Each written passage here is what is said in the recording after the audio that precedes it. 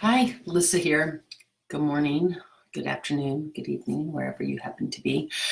Today, I want to talk about this idea of self-worth and how do you determine your self-worth?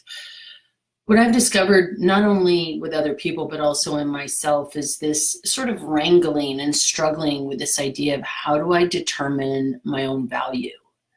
We know we have worth, like in our head, the worth, I've gone to school, I've done this, I am capable of that, I know how to be an expert in this field, I know how to, be an expert in that field. There's these things that I feel very comfortable doing. So in our heads, we know there's an intrinsic value to what we offer the world.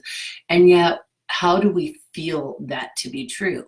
Because it ends up showing up in multiple different ways. So I was having a coaching session yesterday with my own coach yesterday, and I was noodling around on this idea that I was struggling with, which was a little bit around this idea of what is my value. And it took me down several different places as I was thinking about it. And I noticed that there a lot of the stories of my worth that were coming up for me were coming from the meaning that I had made from different situations and experiences that I had had. I thought about past relationships. I had often chosen past relationships where I really wasn't a priority or I wasn't a first choice. And so therefore my sense of myself was I'm not all that important. And so therefore my worth is not that much, right? I was disposable. I was not as important as other things in that person's life, which was fine. Yet why was I choosing that? They also came from my experience of what a good employee or worker I was, what a good leader I've been, what a good daughter I've been or not been. How good of a friend am I? How good of a partner and spouse am I?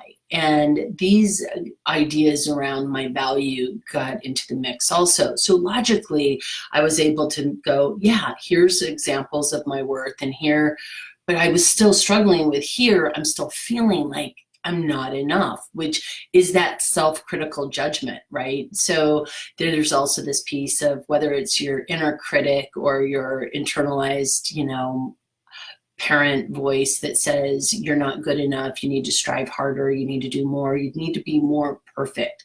I think perfect is probably one of the most deadly words in the world.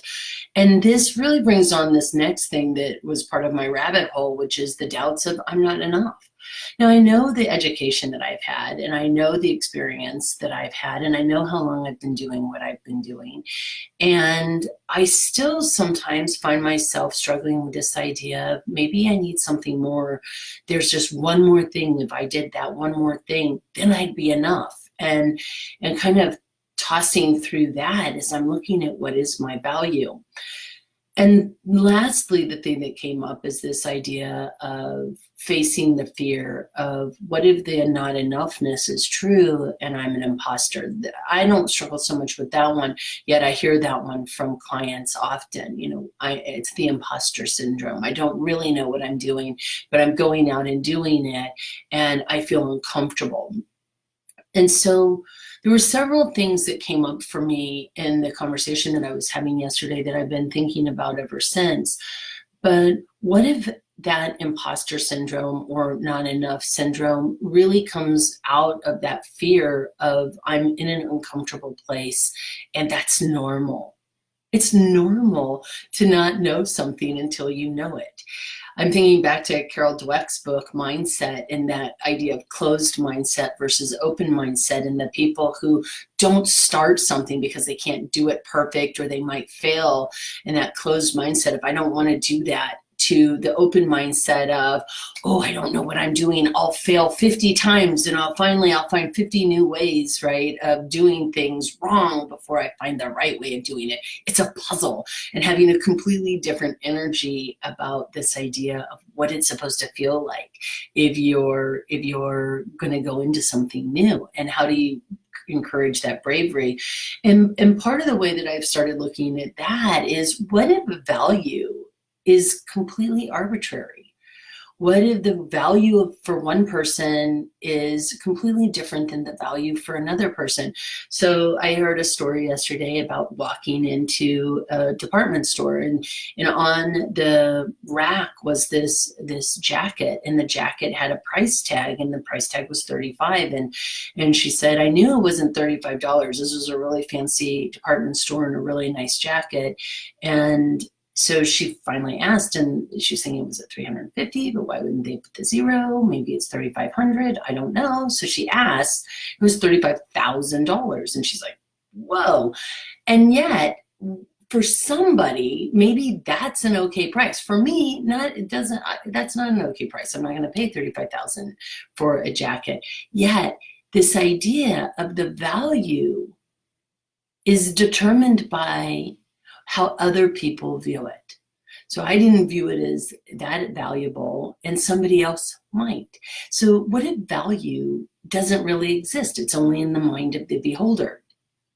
Which then brings us to the idea of, what if self-worth is a made-up concept? It's a story. And our self-worth is determined by how we see what's important about what we offer the world.